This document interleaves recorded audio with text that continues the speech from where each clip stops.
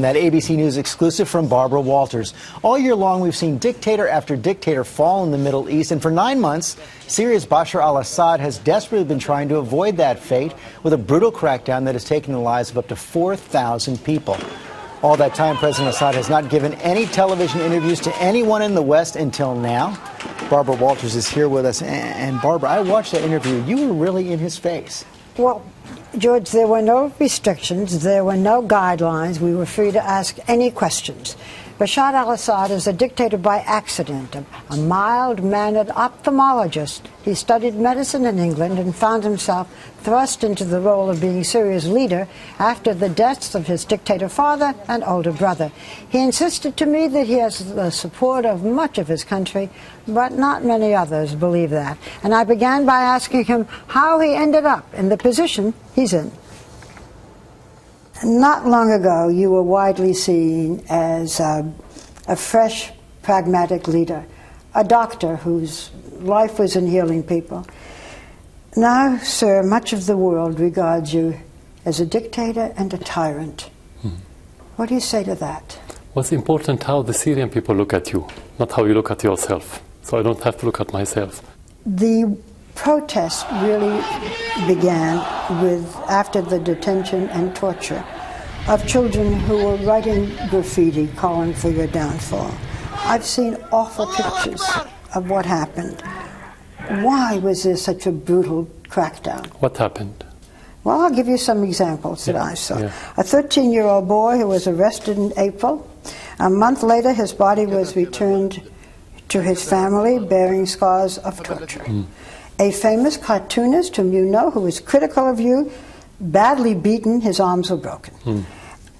A singer, famous singer, who wrote a popular song calling for your ouster, he was found with his throat cut. You have seen these pictures, have you not? No, but I Is this news to you? No, it's not news. I met with his father, with the father of that child, and he said that he wasn't tortured. The cartoonist. The cartoonist who was critical of you, I've seen his pictures. His hands were broken, he was beaten. Many people criticized me. Did they kill all of them? Who killed who? Most of the people that are being killed are supporters of the government, not the vice versa. What about the singer with his throat cut? I don't know about him. I don't know about every single case. He was a famous singer, a famous song. You don't know about it? No, I don't think he's famous. I don't know about him. In the beginning, these protests, the women were marching with children carrying olive branches. Nobody at that point was asking for you to step down. It has escalated. Do you think that your forces crack down too hard? They are not my forces.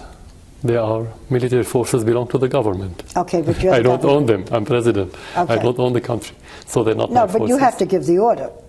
No. Not by your command?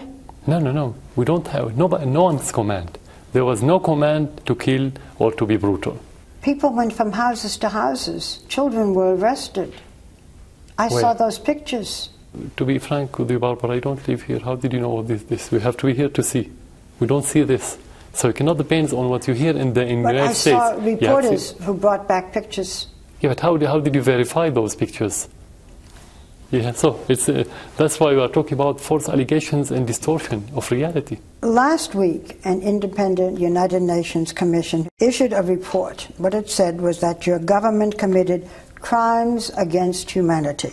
And they went on torture, rape, and other forms of sexual violence against protesters, including against children.